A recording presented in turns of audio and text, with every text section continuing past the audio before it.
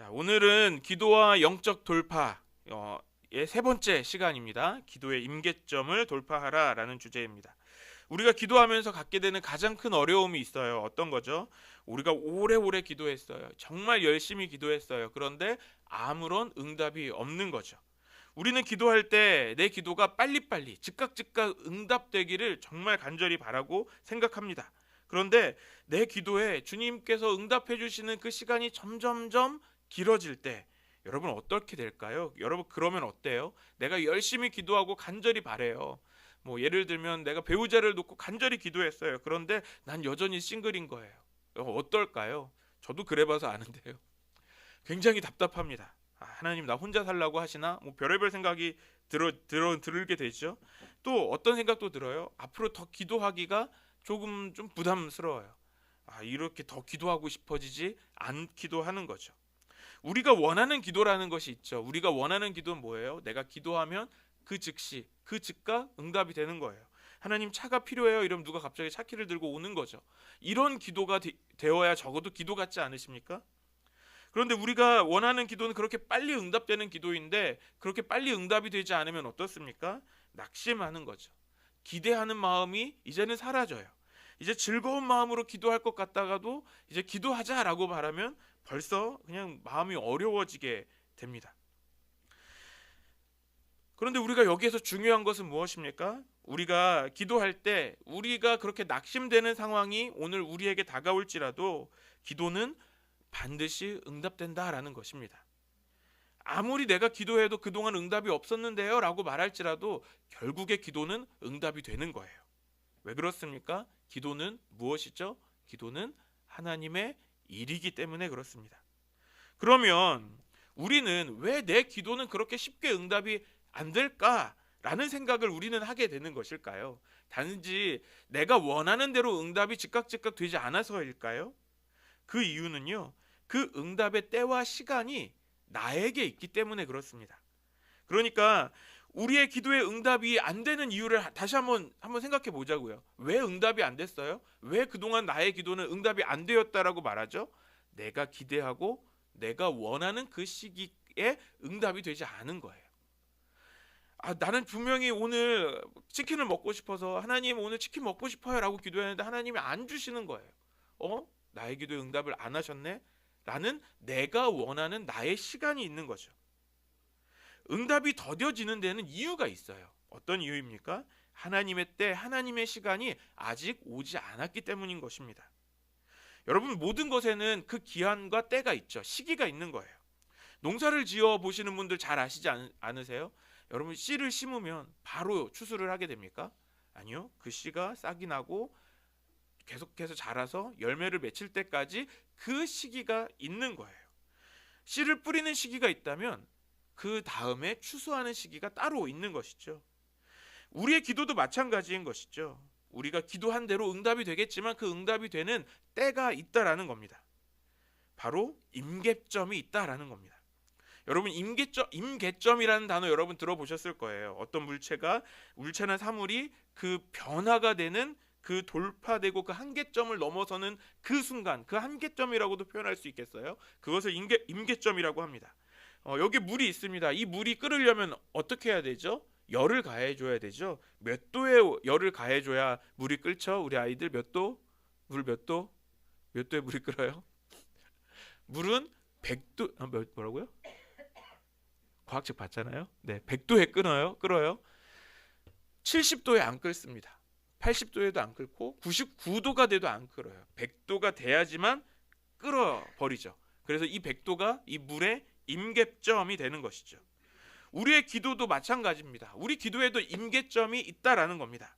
아무리 기도해도 아무 일이 일어나는 것 같지 않아 보이지만 기도의 열을 우리가 계속해서 가하다 보면 그 역사가 일어나는 그 임계점을 경험하게 된다라는 거예요.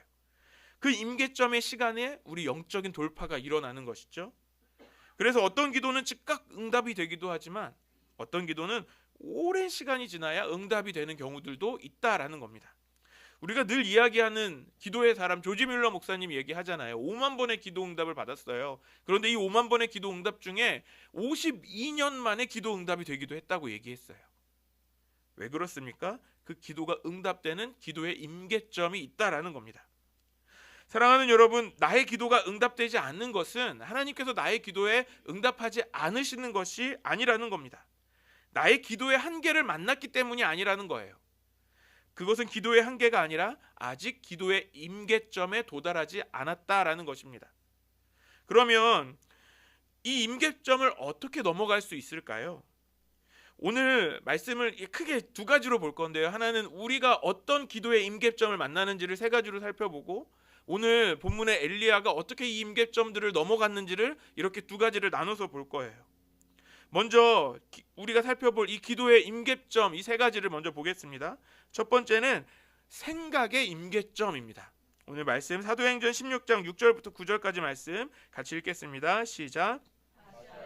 말씀을 전하는 것을 성령이 막으심으로 그들은 부르기아와 갈라디아 지방을 거쳐가서 무시아 가까이 이르러서 비두니아로 들어가려고 하였으나 예수의 영이 그것을 허락하지 않으셨다. 그래서 그들은 무시아를 지나서 드로아에 이르렀다. 여기서 밤에 바울에게 환상이 나타났는데 마케도니아 사람 하나가 바울 앞에 서서 마케도니아로 건너와서 우리를 도와주십시오라고 간청하였다. 사도 바울은 원래 전도여행을 하면서 어떤 계획을 갖고 있습니까? 아시아로 가서 복음을 전할 생각을 갖고 있습니다. 그런데 어떤 일이 벌어져요? 성령이 막으십니다. 예수의 영이 허락하지 않으십니다. 무슨 일이 일어나고 있는 거죠? 하나님의 일을 하기 위해서 아주 간절히 기도했어요. 사도 바울이 보통 기도했겠습니까? 아주 간절히 기도했을 거예요. 그런데 기도하는 대로의 응답이 오지 않고 있었다라는 겁니다. 기도하면 길이 열리는 것이라고 우리는 알고 있어요. 그런데 기도한다고 길이 열리는 게 아니라 오히려 길이 막히고 있다라는 거예요. 여러분, 길이 막히면 어떻게 됩니까? 가던 길이 막히면 어떻게 돼요? 가기를 멈추어 서게 되는 거죠. 그런데 바울은 어떻게 했습니까? 거기에서 멈추어 서지 않고 계속해서 기도했다라는 겁니다. 포기하지 않고 계속해서 기도합니다. 그러자 하나님께서 바울에게 환상을 보여주십니다. 마케도냐 사람이 이야기하는 거죠. 건너와서 우리를 도와주십시오 손짓하는 그 환상을 보게 됩니다. 우리가 기도하다가 기도가 막힐 때가 있어요. 그것은 나의 기도가 거기까지 되었다, 기도를 멈추라라는 사인이 아니라는 겁니다. 우리가 오히려 그 순간에 기도하고 더 기도해야 한다라는 거예요. 그러면 어떤 일이 벌어집니까? 내 생각의 임계점을 돌파하는 일이 벌어집니다. 우리가 계속 보았던 사무엘을 낳은 한나의 기도도 마찬가지 아닌가요? 한나가 아이를 달라고 기도하고 기도했지만 하나님께서는 한나에게 그 임신을 허락하지 않으셨어요. 그런데 그렇게 기도하고 기도하는 중에 어떤 일이 벌어지죠? 한나의 기도가 바뀝니다. 이전에는 하나님 나에게 아이를 주세요, 나의 아이 없는 서러움을 보시고 하나님 나에게 아이를 주십시오라고 간절히 기도했지만 이제 그 기도가 변화해서 하나님 아이를 주시면 이 아이는 나의 아이가 아니라 하나님께 드리겠습니다, 하나님의 아이로 키우겠습니다 라고 기도합니다. 아이를 달라는 그 기도가 바뀐 것이죠. 생각의 임계점을 뛰어넘게 된 겁니다. 여러분, 우리가 가지고 있는 나의 생각은 어떻습니까? 여러분, 내 생각이 진리인가요? 아니죠. 나의 생각은 진리가 아닌 거예요. 우리가 기도할 때 내가 가지고 있는 나의 생각을 내려놓을 필요가 있다라는 겁니다. 그래서 우리가 계속 기도할 때는 어떻게 기도해야 되냐면, 이제는 내 생각이 사라지고 내 생각이 변화해서 하나님의 생각으로 가득 찰 수 있도록, 하나님의 생각으로 바뀌는 그 임계점을 경험할 수 있도록 우리가 기도해야 한다라는 거예요. 우리가 그렇게 기도할 때 어떤 일이 벌어지냐면 하나님의 음성이 들리는 것을 경험하게 됩니다. 여러분, 우리가 하나님의 음성을 듣고 싶다라고 말씀하시잖아요. 어떻게 하는 거냐면 계속해서 기도하는 거예요. 여러 방법들이 있다고 말할 수 있어요. 그런데 가장 중요한 것은 뭐냐면 내가 기도할 때 내 생각을 내려놓는 기도를 하는 겁니다. 그렇게 내 생각들이 잠잠해질 때 내 안에 하나님의 음성이 들려오기 시작하는 겁니다. 빌립보서 4장 6절 7절 말씀 같이 읽겠습니다. 시작. 아무것도 염려하지 말고 모든 일을 오직 기도와 간구로 하고 여러분이 바라는 것을 감사하는 마음으로 하나님께 아뢰십시오. 그리하면 사람의 헤아림을 뛰어넘는 하나님의 평화가 여러분의 마음과 생각을 그리스도 예수 안에서 지켜줄 것입니다. 여러분, 우리의 생각은 뭐예요? 우리의 생각이 진리에 가깝나요? 아니요. 지금 우리 말씀에서 본 것처럼 우리의 생각은 염려에 가깝습니다. 우리가 기도하는 내용들 무엇으로 시작하죠? 주로 염려죠. 그런데 우리가 기도할 때 어떤 일이 벌어진다고요? 우리의 염려를 바꾸시는 하나님의 은혜를 경험하게 된다는 겁니다. 나의 염려와 여러 가지 생각이 이제 사라지고 이제 하나님의 음성이 들려오기 시작합니다. 나의 생각의 임계점을 넘어서게 되는 것이죠. 우리의 모든 생각을 뛰어넘는 그 하나님의 음성을 듣고 그 환상을 볼 수도 있다라는 겁니다. 생각의 임계점, 이 내 생각을 돌파하는 그 기도가 되시기를 소망합니다.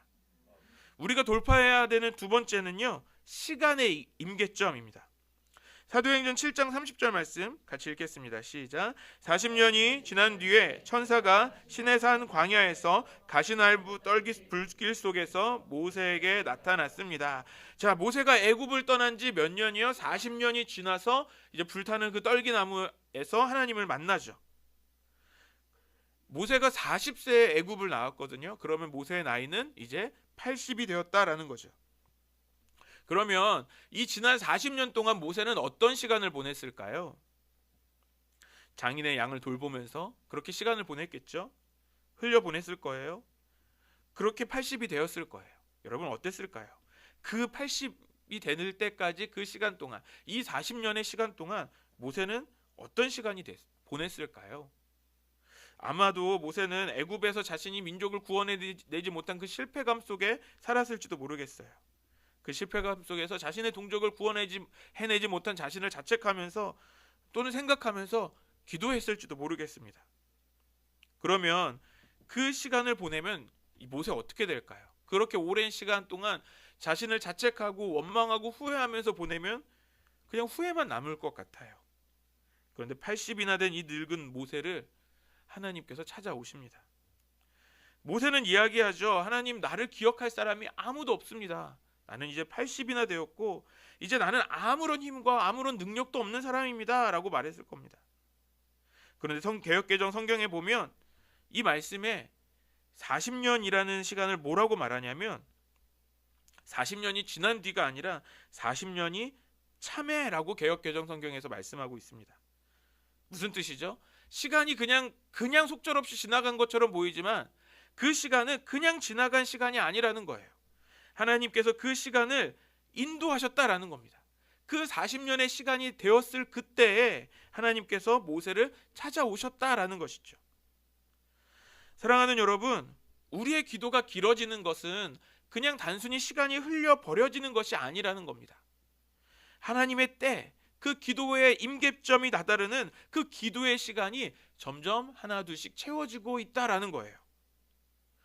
시간이 흘러간다는 건 맞는 말이죠. 시간은 계속해서 지나가고 있어요. 지금도 시간은 계속 흘러가고 있죠. 그런데 하나님 안에서는 이 시간이 그냥 흘려 버려지는 것이 아니라는 겁니다. 하나님의 시간은요, 채워지고 또 채워지는 것입니다. 그래서 우리가 하나님께 기도하는 시간은 버려지는 시간이 아니라 그 시간의 임계점에 도달되는 채워지는 시간입니다. 여러분, 은행 이자를 한번 생각해 볼까요? 많이들 저축하실 텐데 여러분, 은행 이자는 어떻게 돼요? 시간이 지나면 어떻게 될까요? 그대로 머물러 있나요? 물론 이자율이 작으면 얼마 안 되겠지만 이자율이 좀 세다고 생각해 보자고요. 그럼 점점 불어나겠죠. 돈이 사라지는 것이 아니라 돈이 조금씩 불어나는 거예요. 자, 그러면 여러분, 만약에 적금을 드신다면 또는 예금을 갖고 계시다면 그 만기일이 가까워올 때 여러분 마음이 어때요? 어떠실 것 같아요? 돈 버렸다.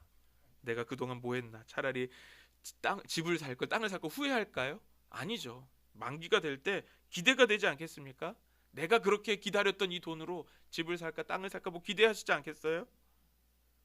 시간이 지나면서 내가 그렇게 은행에 돈을 넣은 걸 후회하는 게 아니라 기대하게 되는 것이죠. 여러분, 기도하는 것도 마찬가지라는 거예요. 우리가 기도할 때 내가 계속 기도했는데 아무 응답이 없어서 나의 기도 실패했구나가 아니라 이제는 우리의 생각을 바꾸셔야 됩니다. 기도하면 기도할수록 더욱더 믿음을 갖는 거죠.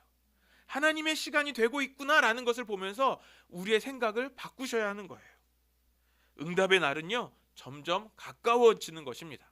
멀리 있는 것이 아니라 우리가 그 응답을 향해 하루하루 다가가고 있다라는 것이죠. 그 시간이 어떤 사람에게 너무 짧아 보여서 정말 저 사람은 참 복받았구나, 나는 멀구나가 아니라 저 사람의 기도는 짧게 응답되는 것이고 나의 기도는 길지만 우리는 한 걸음 한 걸음 그 응답을 향해 가고 있다라는 거예요. 기억해야 될 것은 무엇입니까? 우리의 기도의 응답의 때는 곧 올 거라는 것입니다. 오늘 이 기도의 적금을 들 수 있는 저와 여러분 되시기를 소망합니다. 기도로 이 시간의 임계점을 돌파하시기를 축복합니다. 우리가 매일매일 기도할수록 우리는 응답에 가까워지는 것입니다. 세 번째로 우리가 반드시 돌파해야 할 것은 바로 믿음의 임계점입니다. 창세기 18장 14절 말씀 같이 보시겠습니다. 시작. 나 주가 할 수 없는 일이 있느냐? 다음 해 이맘때에 내가 다시 너를 찾아오겠다. 그때 사라에게 아들이 있을 것이다. 나중에 내일 로마서에서 볼 말씀인데 내일 새벽 말씀을 미리 스포를 하자면 내일 새벽에 아브라함은 이것을 믿었고 이것을 의로 여겼지만 우리 창세기에서 보면 아브라함이 물론 믿지만 하나님께서 말씀하신 그 순간에 잠깐 의심해요. 왜 그렇죠? 아브라함은 지금 100세예요. 사라는 이제 더 이상 아이를 낳을 수 없는 몸이 된 거예요. 어때요? 아무리 생각해도 현실적으로, 과학적으로 가능한 일이 아니라는 거죠. 아무리 하나님께서 그렇게 약속을 주셨어도 하나님 안 될 일은 안 돼요 라는 생각이 아브라함에게도 있었어요. 분명 아브라함은 우리가 믿음의 조상이라고 말하지만 아브라함도 완전하지 못할 때가 있었던 거예요. 이 불가능하다라는 생각을 가지고 있었던 거죠. 우리의 믿음의 조상인 이 아브라함에게도 이 믿음의 한계가 있었다라는 겁니다. 그러나 하나님은 그것이 한계가 아니라 그것을 임계점으로 보셨어요. 아브라함은 이제는 내가 나이가 들어서 나는 쇠하여졌다라고 말하지만 하나님은 하나님께서 정하신 때가 있다라는 것입니다. 언제요? 내년에는 아이를 볼 거다라고 말씀하시는 거죠. 아브라함의 믿음은 무엇입니까? 우리가 건강해야지만, 내가 힘이 있어야지만 내가 아이를 가질 수 있다라고 생각했어요. 그런데 지금 나는 늙은 노인이 된 거죠. 오늘날 우리도 이렇게 생각하지 않습니까? 하나님께서 우리에게 기도하라 말씀하시지만 하나님, 기도해도 안 돼요. 지금 내가 아무리 이런 상황 앞에 내 어려운 상황은 극복될 수 없어요 라고 내가 먼저 생각하고 있지 않냐는 거예요. 아브라함은 스스로 자신이 정해놨어요. 어떻게 해요? 내 힘과 능력으로는 아이를 낳을 수 없다고 스스로를 정해놨어요. 그런데 하나님은 처음부터 그때를 기다리셨습니다. 여러분, 그동안 아브라함이 오랫동안 자녀가 없어서 어떻게 했습니까? 하나님께 이렇게 고백하기도 했죠. 나의 종 중에 가장 충실한 엘리에셀에게 이 유업을 주십시오. 아니면 또 사라하고 이야기해서 하갈을 통해서 이스마엘을 낳고 또 여러 가지 생각을 하지 않았겠어요? 여러분, 우리도 그렇지 않아요? 하나님의 약속은 하나도 기억하지 못하고 그냥 내 생각으로 먼저 지금 이 급하고 이 어려운 상황을 이겨낼 방법을 찾아가는 거죠. 하나님을 의지하지 않고 자기의 힘과 능력을 의지하는 것입니다. 하지만 하나님은 아브라함이 믿고 의지하는 자기의 힘을 믿음으로 뛰어넘기를 원하시는 것이죠. 사랑하는 여러분, 우리의 믿음은 어떻습니까? 우리도 이 믿음이 완전하지 못했을 그 아브라함과 같지는 않나요? 우리의 믿음도 아직 완전하지 않을 수 있어요. 누구도 내 믿음이 완전하다라고 말할 수 있는 사람은 없을 거예요. 하지만 우리가 기도할 때 하나님의 살아계심을 경험하게 됩니다. 기도할 때 우리는 하나님의 역사하심을 보게 되는 그 믿음을 갖게 되는 것이죠. 그래서 우리가 그 믿음의 임계점을 돌파할 수 있는 거예요. 그러니까 이 믿음의 임계점은 우리의 생각이 이제는 믿음으로 바뀌는 것입니다. 다시 말하면 생각의 임계점을 다시금 돌파하는 거죠. 어떻게 해요? 믿음으로요. 우리의 생각과 상식을 완전히 뛰어넘으시는 그 하나님을 경험하게 되는 것이죠. 누가 이것을 가능하게 할 수 있습니까? 기도하는 자만이 이 믿음의 임계점을 넘어갈 수 있는 것입니다. 하나님께서 응답하시는 그 놀라운 기적을 우리가 기도할 때 경험할 수 있기 때문에 그렇죠. 우리 오늘 이 믿음의 임계점을 넘어서서 이 상식이 아니라 믿음으로 살아가는 저와 여러분 되시기를 소망합니다. 오늘 본문에서 엘리야도 마찬가지입니다. 엘리야는 얼마나 대단한 사람이에요. 그런데 이 엘리야가 지난 3년 6개월 동안 기도했다는 거죠. 우상을 섬기는 자들이 이제는 무너지고 다시 이스라엘이 하나님을 온전히 섬기는 나라가 되기를 3년 6개월이라는 시간 동안 그들과 싸우면서 기도했어요. 그런데 그 시간이 지났지만 결국 그들의 모습은 여전한 거예요. 여전히 우상을 섬기는 자들이 많은 거죠. 이 땅에 이제 하나님을 섬기는 자는 하나님 나밖에 없습니다 라고 고백할 정도로 기도한 것을 후회하기 시작합니다. 그래서 오늘 본문에 엘리야가 고백하는 거죠. 오늘 본문 4절 말씀 같이 읽겠습니다. 시작. 자신은 홀로 광야로 들어가서 하룻길을 더 걸어 어떤 로뎀나무 아래로 가서 거기에 앉아서 죽기를 간청하며 기도하였다. 주님, 이제는 더 바랄 것이 없습니다. 나의 목숨을 거두어 주십시오. 나는 내 조상보다 조금도 나을 것이 없습니다. 어떻게 기도합니까? 나의 목숨을 거두어 주십시오. 지난 3년 6개월 동안 기도했어도 아무 소용없다라는 거예요. 이제는 이 땅에서 하나님을 섬기는 자도 이제 나밖에 안 남았으니 이제 무슨 소용이 있냐 이거죠. 이제 자기 목숨을 거두어 달라라고 기도합니다. 엘리야는 이제 자신의 기도의 한계점을 경험했다라는 겁니다. 이제는 더 이상 기도할 수 없겠다라는 그 한계점 앞에 지금 서 있는 거죠. 우리도 기도의 한계를 만나면 이렇지 않습니까? 나 이제 더 이상 기도 못하겠어요. 나 이제 차라리 날 죽여주시든가. 기도고 뭐고 이젠 다 필요 없어요 라는 생각을 우리도 하는 거죠. 그런데 기도의 한계 앞에서 서 있는 그 엘리야에게 주님께서 말씀하십니다. 뭐라고요? 바알에게 무릎 꿇지 않는 7,000명이 남겨져 있다라고 말씀하세요. 엘리야가 기도했던 그 3년 6개월이라는 시간이 그냥 허송세월이 아니었다는 겁니다. 엘리야의 기도의 임계점에 도달하는 시간이었다라는 것이죠. 우리가 오랜 시간 기도하다 보면 우리도 엘리야처럼 실망할 때가 있고요. 우리가 기도하기를 포기하고 싶을 때가 있어요. 어떤 때죠? 어떤 응답의 족짐이 조금도 보이지 않을 때가 그런 것이죠. 하지만 그것은 하나님의 때가 이루어지고 있는 과정인 줄 믿습니다. 그 기도의 임계점을 돌파하는 때가 온다라는 거예요. 오늘 우리가 기도할 때 그 기도의 임계점을 돌파하는 놀라운 역사를 경험하기를 소망합니다. 그러면 오늘 본문에서 엘리야가 어떻게 그 기도의 임계점을 보았는지 돌파했는지를 우리 좀 자세히 볼까요? 먼저 엘리야는 어떤 생각을 가지고 있었냐면 자신은 혼자 남아있다라고 생각했어요. 우리 아까 읽었지만 4절 말씀 다시 한번 읽겠습니다. 시작. 자신은 홀로 광야로 들어가서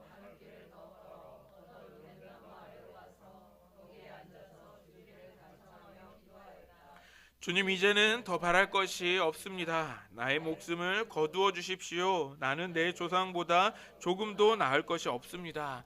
혼자 남은 엘리야는 이렇게 말하죠. 막 낙심한 마음으로 기도하는 거예요. 하나님, 나 오래 기도했어요. 이제 응답이 될 때가 되었는데 응답이 되지 않았으니 주님 차라리 저를 죽여주시든지 하는 이 낙심하는 마음으로 기도하고 있어요. 엘리야는 자기가 혼자 남았다라고 생각하고 있는 것이죠. 그런데 하나님은 뭐라고 말씀하십니까? 열왕기상 19장 10절 말씀입니다. 같이 읽겠습니다. 시작. 엘리야가 대답하였다. 나는 이제까지 주 만군의 하나님만 열정적으로 섬겼습니다. 그러나 이스라엘 자손은 주님과 맺은 언약을 버리고 주님의 제단을 헐었으며 주님의 예언자들을 칼로 쳐서 죽였습니다. 이제 나만 홀로 남아있는데 그들은 내 목숨마저도 엘리야가 뭐라고 말해요? 내 기도해도 소용없습니다. 나 혼자 남았습니다. 그럴 때가 있잖아요. 여러분, 우리도 그렇지 않아요? 사역하면서 그런 경험을 할 때가 많아요. 아무리 사역해도 아무런 열매가 없어 보이는 거죠. 정말 하나님은 살아계시나 의심이 들 때도 있습니다. 내 기도가 이제는 아무 소용이 없는 것처럼 느껴질 때가 있는 거예요. 그런 마음이 들면 어떻게 됐는지 아실 거예요. 이제는 원망밖에 나오지 않습니다. 하나님, 왜 저를 부르셨습니까? 라고 후회하기만 하는 것이죠. 그런데요, 하나님은 우리의 기도를 안 듣고 계시지 않는다라는 겁니다. 하나님은 계속 역사하고 계신다라는 것이죠. 엘리야에게 말씀하시죠. 바알에게 무릎 꿇지 않은 그 7,000명을 내가 남겨두었다라고 말씀하십니다. 하나님은 살아계십니다. 지금도 역사하시는 줄 믿습니다. 주님께서 우리를 홀로 내버려 두지 않으셨다라는 것입니다. 여러분, 지금도 그렇지 않습니까? 오늘 이 수요일 날 모두가 피곤하고 모두가 예배드리기 싫어하는 이 힘든 날, 여러분 이 시간에 혼자 앉아 계십니까? 우리는 함께 예배드리고 있습니다. 그렇다면 우리의 기도도 마찬가지인 거죠. 내가 혼자 기도하는 것처럼 생각이 되실 수 있겠어요. 하지만 우리가 함께 기도할 때 기도의 임계점을 돌파할 수 있는 거예요. 우리 옆에 있는 분들에게 이렇게 고백할까요? 혼자가 아닙니다. 다시 한번 고백할까요? 우리 함께 기도합시다. 그렇게 엘리야는 자신의 생각의 임계점을 돌파합니다. 두 번째로 엘리야에게 하나님의 음성이 들려옵니다. 하나님의 음성을 듣고 엘리야는 그 기도의 임계점을 돌파하는 것이죠. 열왕기상 19장 12절 13절 말씀 같이 읽겠습니다. 시작. 그 바람이 지나가고 난 뒤에 지진이 일었지만 그 지진 속에서도 주님께서 계시지 않았다. 지진이 지나가고 난 뒤에 불이 났지만 그 불 속에서도 주님께서 계시지 않았다. 그 불이 난 뒤에 부드럽고 조용한 소리가 들렸다. 엘리야는 그 소리를 듣고서 외투자락으로 얼굴을 감싸고 나가서 동굴 어귀에 섰다. 바로 그때 그에게 소리가 들려왔다. 엘리야야, 너는 여기에서 무엇을 하고 있느냐? 엘리야가 그 절망 가운데 있을 그때 하나님의 음성이 들려오기 시작합니다. 우리가 처음 기도할 때는 내 기도의 응답이 없는 것처럼 보이죠. 나 혼자만 남은 것 같을지라도 우리의 기도는 어떻게 되고 있다고요? 점점 쌓이고 있는 거라고 했죠. 우리의 영이 그렇게 자라고 우리의 영이 발달하게 된다는 거예요. 그렇게 우리의 영이 깨어나게 되는 것이죠. 어떻게 됩니까? 기도하는 중에 하나님의 음성이 들려옵니다. 하나님의 음성은 하나님이 말씀해 주시는 것이 우리에게 들려지는 거예요. 듣고자 하기 노력해서 들을 수 있는 것이 아니라 하나님께서 말씀해 주실 때 우리에게 들려지는 것이죠. 저는 모태신앙이거든요.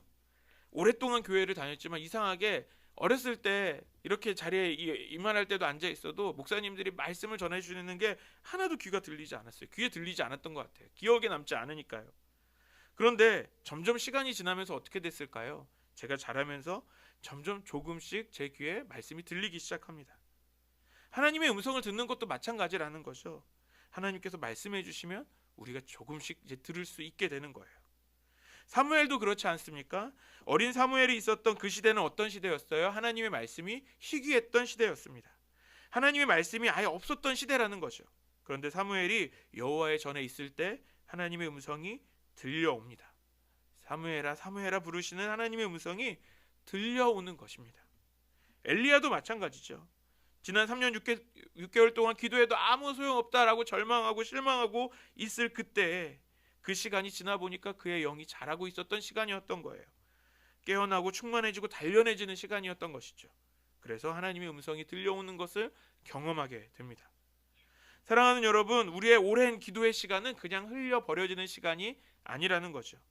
새벽에 기도하고 저녁에도 기도하고 예배 때마다 기도하던 그 모든 기도 시간 동안 우리의 영이 자라고 있었다라는 것을 여러분 기억하시기를 바랍니다. 특별한 몇몇 사람들만 하나님의 음성을 듣는 것이 아니라는 거예요. 우리가 기도하고 또 기도하다 보면 우리에게 자연스럽게 하나님의 음성이 들려오게 될 것입니다. 주님의 그 음성을 듣기까지 기도의 자리로 계속해서 나아가시기를 축원합니다. 기도의 시간이 쌓여질 때 반드시 우리의 영이 자라간다라는 것이죠. 여러분 운동하시잖아요. 운동할 때 어때요? 너무 편합니까? 운동하면서 너무 즐겁고 신나실 수도 있겠어요. 마치 내 근육이 내 근육을 먹고 있구나 뭐 신나실 수 있겠어요. 그런데 진짜 운동을 하면 어때요? 힘들어요. 땀도 나고요. 아프고요. 힘들어요. 그런데 그 힘들고 어려운 동작 반복하면 어떻게 되죠? 계속해서 반복하면 어떻게 돼요? 계속 힘들고 계속 아픈가요? 아니요. 어느 순간 근육이 붙어 있어요. 어느 순간 내 그 힘든 운동들이 적응이 돼서 이제는 힘들지가 않게 되는 거죠. 여러분 마찬가지예요. 누구나 처음에는 힘듭니다. 처음 시작하는 운동은 더더욱 힘듭니다. 그게 너무 당연한 거잖아요. 우리의 기도도 마찬가지인 겁니다. 우리가 처음에 기도할 때는 누구나 힘든 거예요. 하지만 우리가 계속해서 기도하면서 그 기도의 임계점을 돌파하면요, 지난 그 시간은 흘러가는 시간이 아니었다는 것이죠. 내 영이 자라 있다라는 것을 보게 되는 것입니다. 세 번째로 엘리야는 이제 하나님의 뜻을 깨닫고 이제 기도의 임계점을 돌파합니다. 열왕기상 19장 18절 말씀 같이 읽겠습니다. 시작. 그러나 나는 이스라엘의 7,000명을 남겨놓을 터인데 그들은 모두 바알에게 무릎을 꿇지도 아니하고 입을 맞추지도 아니한 사람이다. 엘리야에게 들려온 하나님의 음성은 무엇입니까? 이스라엘 중에서 바알에게 무릎 꿇지 않은 7,000명이 있다. 내가 남겨두었다라고 말씀하십니다. 여기에서 우리가 한 가지를 생각해 보면 좋겠습니다. 만약에 내가 엘리야였다면 우리가 이 상황에서 어떻게 반응했을까요? 내가 만약에 엘리야라면 하나님께서 우리에게 말씀하시는 거예요. 내가 하나님께서 7천 명을 남겨두셨다라고 말씀하시며 그걸 그대로 믿었을까요? 다시 모세를 볼까요? 모세 어떻게 해요? 하나님께서 모세를 찾아오셔서 내가 애굽으로 돌아가서 민족을 구원해내라라고 말씀하셨을 때 모세가 뭐라고 했을까요? 주님, 드디어 때가 되었군요. 주님, 기다렸습니다. 주님, 이랬습니까? 아니요. 하나님, 저 나이 80이에요. 하나님, 저 못해요. 아무도 저를 기억하지 못해요. 누가 저 같은 사람을 따라올까요? 그런데 여러분, 다시 엘리야라고 생각해 볼까요? 엘리야가 3년 6개월 동안 기도했어요. 기도하고 나서 엘리야가 봤던 이스라엘의 상황은 누구도 없어요. 그런데 모두가 다 바알을 섬기고 있어요. 그래서 죽고 싶을 만큼 지쳐버렸어요. 그런데 하나님께서 갑자기 찾아오셔서 해주시는 말씀이 너 혼자 아니다. 7천 명이 있다라고 말씀하시는 거예요. 그러면 주님의 음성이 들리면 아멘 하고 좋아할까요? 저라면 하나님 어디 있어요? 라고 질문할 것 같아요. 하나님 7천 명 어디에 있는데요? 라고 질문할 것 같아요. 한 명이라도 보여주셔야 제가 믿지 않겠습니까? 이렇게 반응하지 않을까요? 그런데 엘리야는 뭐라고 말씀합니까? 그 말씀을 믿었다라고 말씀하시죠. 왜요? 엘리야가 정말 우리가 범접할 수 없는 그런 믿음을 가지신 분이기 때문에 그렇겠죠? 아니요. 지난 3년 6개월의 기도 시간이 엘리야의 믿음이 자라는 시간이었기 때문에 그렇습니다. 엘리야가 기도하고 또 기도했던 그 시간이 그냥 흘러간 것이 아니었다라는 것입니다.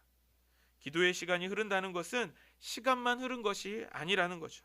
그 시간 속에 우리의 믿음이 자라고 믿음의 임계점을 돌파하는 시간이 된다라는 것입니다. 여러분, 이것이 기도입니다.